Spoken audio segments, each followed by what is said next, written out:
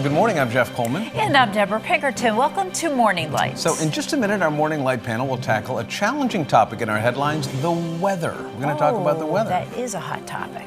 But first, here's a preview of what's coming up later in the show. Neighbors Helping Neighbors.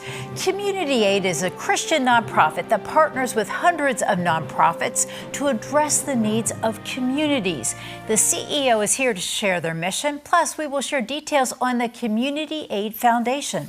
But first, in some parts of our viewing area, you may have received severe weather or even a tornado warning to start the week. At least 40 lives were lost in 6 states as a combination of dust storms and wildfires and winds and even blizzard-like conditions pummeled communities. This as the debate rages over deep cuts to the National Oceanic and Atmospheric Administration, or appropriately named NOAA, the government organization responsible for monitoring and predicting weather patterns. Well, in the wake of major weather events, it is hard to know which relief agencies we should trust or support financially. Prevention is always a key topic of conversation, especially if local and national government resources are adequate. While the debate rages on if these weather and climate patterns are man-made, what about those who believe in a creator? We forget to ask the question, what role does God play in events like these? It's interesting. The more technologically advanced we become, the less sometimes we forget that there is something called an act of God. That some of these may just not be preventable. But before we answer that big question, let's look at what happened 100 years ago today. A massive tornado ripped through the Midwest and southern United States, claiming 695 souls and injuring nearly 2,300. The response was overwhelmingly generous in private contributions to the Red Cross, then the primary means of disaster response. Has the shift from private charity to government response change the way we talk about disasters? Are we more or less likely to help neighbors when the government is on the hook? We'll take these questions to the Morning Light panel this morning, and it's a distinguished panel. And let me just make one note at the beginning that this is our first all-bearded panel on Morning Light, and we varying degrees of success. Yeah, so we'll ask our viewers to vote on the beard, and their number will be on the screen. You grew up, Tannon, Herman, in an area with a lot of unusual weather and patterns, Oklahoma. And the term act of God wasn't foreign to you. But we're in an age when there are scientists and billionaires who think they can defy death. There are those who are still wrestling with the idea of being able to control the weather patterns. And then there's a larger debate now over man-made climate change versus natural events. How do you, just the big picture, when you talk about weather, and when you're telling your children about weather, how do you talk about it?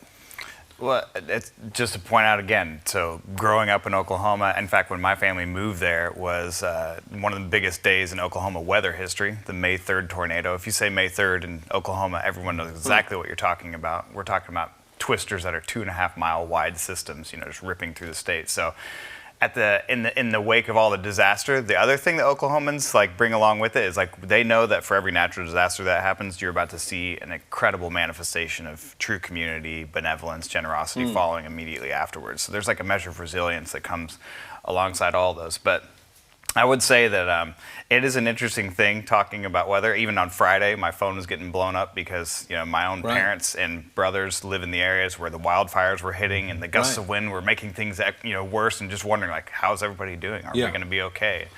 It's a very real reality to grapple with, and I think that as believers, there's so many ways that we could approach understanding weather. But the thing that I just always go back to is, there's a moment, Romans 8, where it talks about all of creation's groaning. It was subject to the fall and sin just like mankind was. And so it's going to act out. But also, I get comfort from, seeing Jesus speak to the storm and stop it in a moment. And everyone acknowledges, who is this guy? Yeah. Even the wind and the waves obey him. And so there's that tension of just knowing we live in a fallen world where weather is going to be part of our lives. Natural disasters is going to be part of our lives, but we're not hopeless and we're not orphans in that experience. We have a God who reigns above it all and can speak to those things. And so it's just living in the tension of how do we hold that.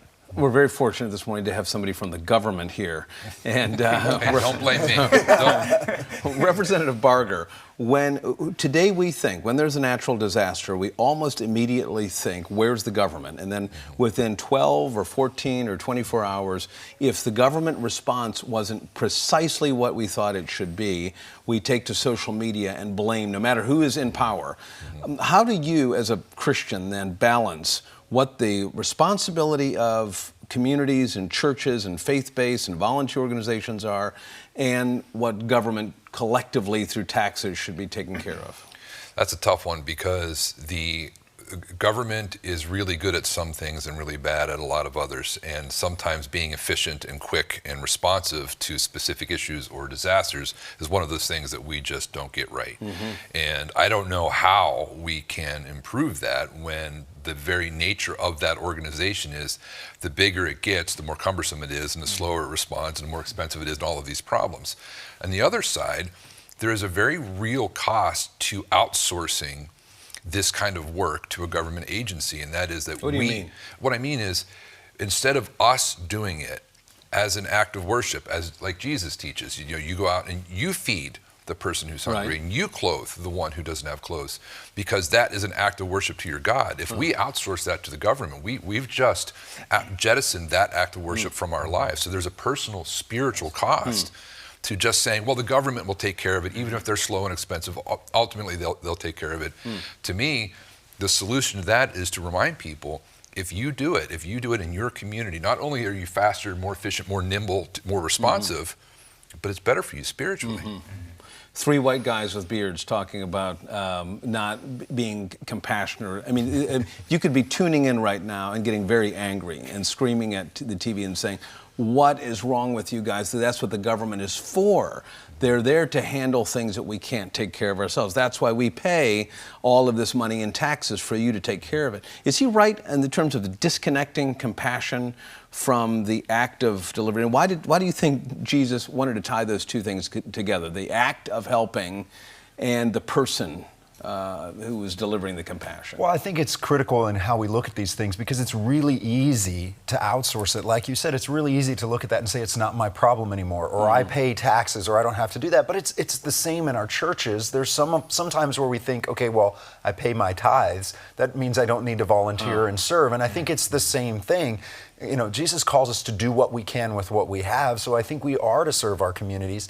But I think there's also a level of personal responsibility that we lose when the government steps in. And what I mean by personal responsibility is personal responsibility for ourselves, for our family, for our neighborhoods and community. And we don't think that way anymore, and we're disconnected. If you don't know your neighbors and you're not there to help them and you don't know what their needs are, again, the government's never going to efficiently do that. And we've seen that. We've seen that illustrated very clearly in Western North Carolina. FEMA was very slow to respond, very ineffective in their response, but you still have our Amish neighbors that are going down. I just read a wonderful story about them building a home this week for a woman that no one was helping. And so it's our neighbors here that are going down there, and at times often much more efficient than the government. But and that's an interesting point, is that government leaves. There's a date when they leave. That's right. And churches and ordinary people are there to help the neighbors. Yep.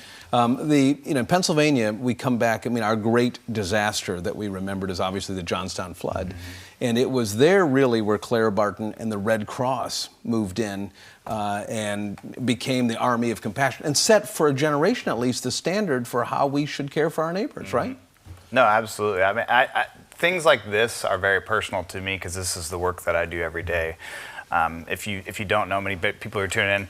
My wife and I started a nonprofit in Allison Hill, the inner city area of Harrisburg, and it has been a blighted area for like a generation. And when we got there, the attitude and mindset that we confronted most was people pointing a finger at local government and saying both they are the problem and the solution. And I think as a believer, I couldn't sit by and wait for someone to figure out how that was supposed to work itself out. And so we just invited other people to join us and serve our community. And I remember when we proposed a plan to local government of how we wanted to help, specifically with the issue of illegal dumping in our community. We said, all right, in 10 years we can do this whole thing, and they just laughed at us, you know. And you weren't asking for anything. Man, we weren't even asking just for wanted anything. We just permission. said, hey, we just want to be able to do this. Is Yeah. this okay? They laughed and said, you know, we've spent years trying to come up with our own plan. It's going to take millions of dollars, decades of time, all this stuff, and here in 2 years we'll be finishing that 10-year plan. Wow. And to talk about the millions of dollars that we've saved the local government, the tens of thousands of people who have engaged in that story, those are the things that give me great hope about what it looks like when believers don't look for someone else to answer, Yeah. but they take on their personal responsibility. Like, this is part of my faith. And I was just reading Galatians today, and where Paul is recounting his story of connecting again with Peter, and the last words they said to him was, just make sure that whatever you do, you don't forget about the poor. And I think that the unfortunate reality is, oftentimes American Christians, we do. We pay a tithe and we leave it to somebody Right. else, or we pay our taxes and we leave it to someone else. So let's each take 30 seconds and get very practical about a next step that somebody can take if they've been hearing this. Say, okay, all right, I'll start. Like, just if you want to dip your toe into the water of relief and you want to reclaim some of that responsibility from the government. If you're a pastor, you're someone in the pews, where do they start? Relationship. I think that's what I tell everybody, come visit my neighborhood. Come meet the people that I work with every day, and they'll tell you exactly what they need. Wildheartministries.net. Wildheart Ministries, and it is incredible what Yeah. is going on Allison Hill. Davis? Build communities in your neighborhood, in your church, and get to know relationally the people around you, so they know their needs, you know their skills, and you have that just built-in camaraderie that we're missing often in modern Start society. by checking on your neighbors. That's right. Scott? I would say talk to the pastor in your church and ask, where can I help? Where are the opportunities in my neighborhood, in my community? Because not everyone is gifted the same way. You all know that. And not every ministry needs the same kind of skill set. So try something and you'll be surprised how many different, what the variety of opportunities to serve there are in your community. And you won't know what fits you best until you try it.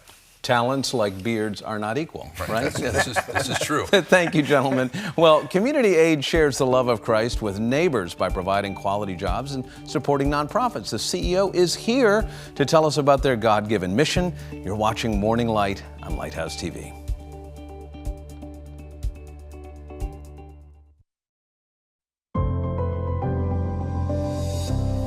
Welcome back. The vision of Community Aid is to create a lasting difference in our community, one neighbor at a time. Community Aid does this by using Christ-like behaviors to provide quality, meaningful jobs and support local nonprofits for the glory of God. Joining us is Steve Sullivan, CEO of Community Aid. Thank you for being with us. Thanks for having us. What is Community Aid? Well, Community Aid's a Christian nonprofit, and we use those Christ-like behaviors in the employment of jobs that create value for our community and create value for our employees. We're employing 600 people, 600 different souls across 7 markets. And importantly, we practice those Christ-like behaviors 6 days a week through constant communication on an everyday basis on what Christ-like behaviors looks like. Importantly, there's servant leadership as a core, so that we are employing, embracing, exemplifying those servant leadership qualities found in Christ-like behaviors every day. I am such a big fan of Community Aid. I am a frequent shopper there. In fact, the jacket I have on today is Community Aid's. So tell me about the stores that you have. So we're in 7 different markets. Those markets range from the Reading Market, Berks County, down to Lancaster, 2 in the Harrisburg area, Mechanicsburg and Lancaster, York, Hanover, and then 1 up in Selinsgrove. So across those 7 markets, we employ those 600 employees, and we sell about 5,000 or 6,000 unique items every day. Oh my goodness. And I know that when I go to checkout, they always say, do you want to round up? So talk to us about when you round up, where does this money go? So we support around 600 nonprofits as well. And it's more than just giving them money, but that roundup is focused in on the 3 basic tenets around food, housing, and basic human needs. And all of our donations are kept local. So our donations don't go overseas. They're helping your local community. Well, that is wonderful. And when I'm in there shopping, I'm listening to Christian music. It is such a wonderful atmosphere. You know, as we reinforce what Christ-like behaviors look like, starting with the 9 fruit of the Spirit behaviors, but including taking ownership and using humility, our intention is for you to see it while you shop. Some people wear their emotions on their sleeves. We wear love of one another on our backs. It's our intent to show that love and to let them know. And people really notice. When you're shopping in our stores, you're engaged with someone that really cares. When you drop donations at our door, you're getting a deep level of appreciation, because donations, they're the lifeblood of our organization. Yeah, absolutely. And usually what I do is I donate things and then I go around the corner and then shop. Yeah. You have all different kinds of items in your store. Yeah, well, we specialize in clothes. So you're dressed wonderfully. When you're done with those, please recycle them with us. Okay. But it doesn't stop at women's clothes. We're covering men's clothes, adult shoes, electronics, tools, toys. That runs the full gamut. We like to think of it as a supercenter, a re-commerce supercenter that you don't even notice is used goods, gently used goods. You don't notice until you get to the register, when you get the sticker shock of, oh goodness, all of these prices are well below $4. You can get thousands of clothes for under $4 every day. Yeah, it is really amazing. And also, when you said about all different types of things, albums, you do have albums too. I picked up a Sean Cassidy album for like $2.99. I'm like, he was a big time fan when I was a teen. So, oh my goodness. And how do you hope that, doing something like this is making a difference for people in our communities? Look, our cultural behaviors are good for the workplace. Our intention is to take those cultural behaviors and create one of the best places to work. But the real value is when they take those behaviors home with them. And that's what we're seeing. I've received so many comments. This just isn't good for work. Wait till I tell my family. And it's having an impact at home. So when you contribute to community aid, you're contributing to an environment that is helping people in our homes.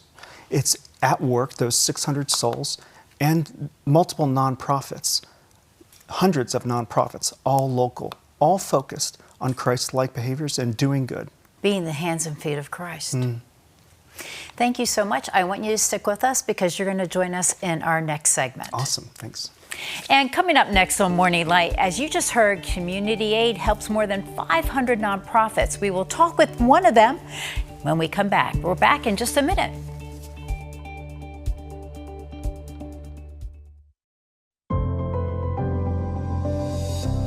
Welcome back. Rooted in values, guided by faith, we shared the mission of community aid. The goal of the Community Aid Foundation is to impact the local community for God.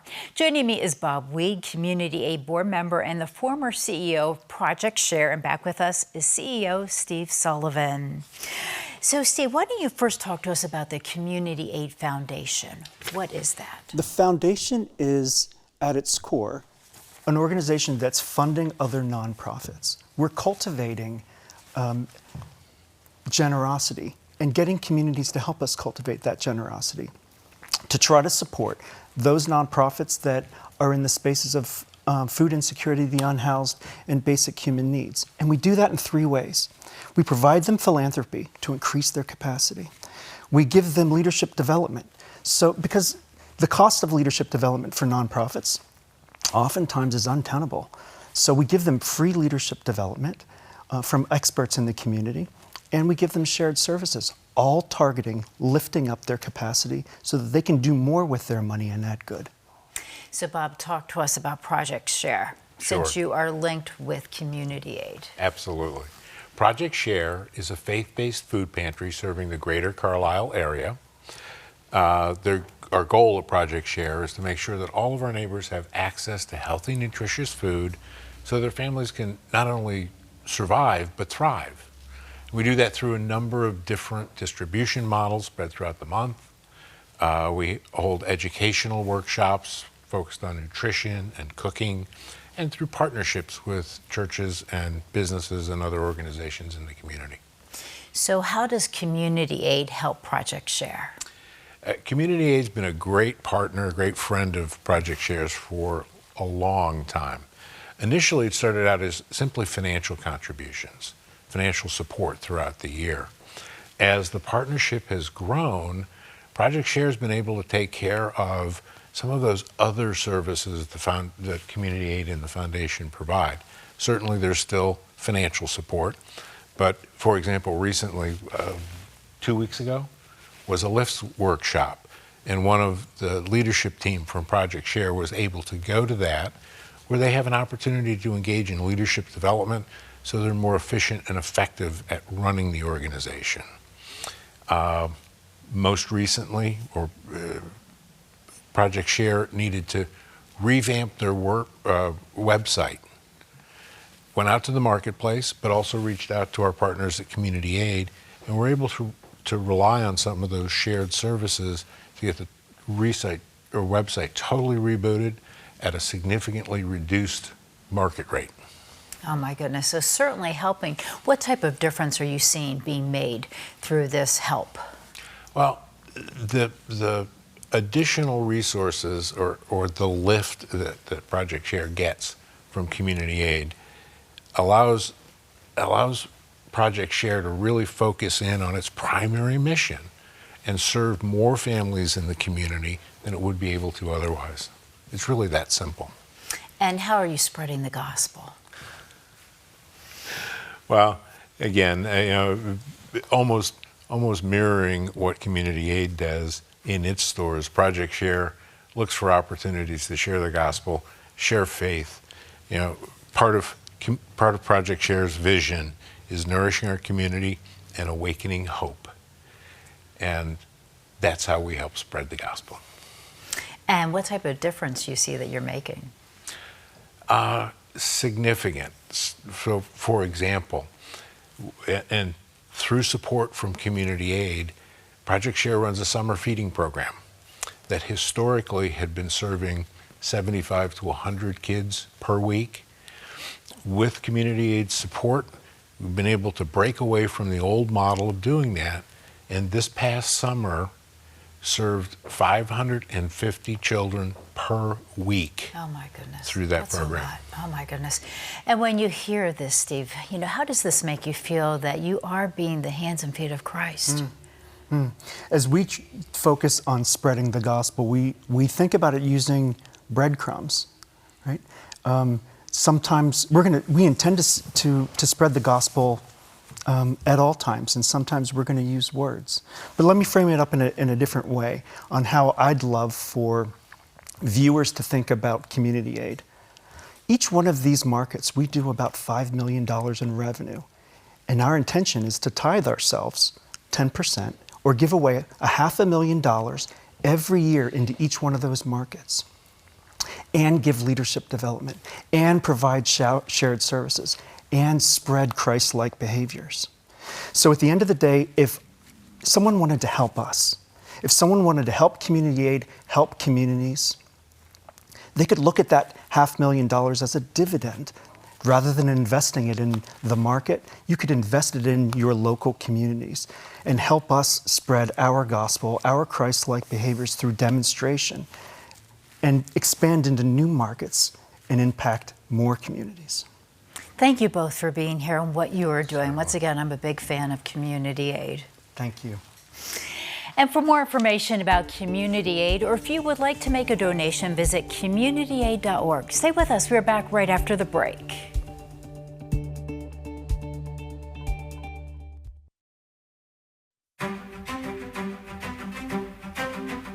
Welcome back. Coming up tomorrow on Morning Light, restoring lives by spreading the love of Christ to those in need all year round. We will introduce you to Water Street Mission. Learn how they are providing care to neighbors in need. And that's a look at what's coming up tomorrow on Morning Light. Now, Jeff, your closing thoughts. Thank you, Deborah. Well, when the deadliest tornado in American history swept through the United States in 1925, the response from President Calvin Coolidge might even look pretty insensitive, cold-hearted. No presidential press conference, no photos or newsreels touring devastation in front of a wall of relief supplies. The truth is, that president didn't believe he was responsible to deliver relief. As a citizen, President Coolidge felt very much responsible to write a personal check to the Red Cross, as citizens were responsible. An organization he said wasn't contaminated by greed or selfishness. Charity flowing from the heart, motivated by goodness. The president said our generosity was the measure of the moral rank of a people. In today's dollars that year, the Red Cross raised $54 billion to meet the needs of those impacted by that tornado. Look, we've come to expect and accept a lot from government, but unlike charity motivated by faith, hope, and love, it can't meet the deepest needs. Before we demand more from politicians when disaster strikes, it may be good to look within, to love our neighbors like we love ourselves. For Deborah and the entire Morning Light team, I'm Jeff Coleman. Thanks for spending the morning with us. Go check on your neighbors, and we'll see you tomorrow morning.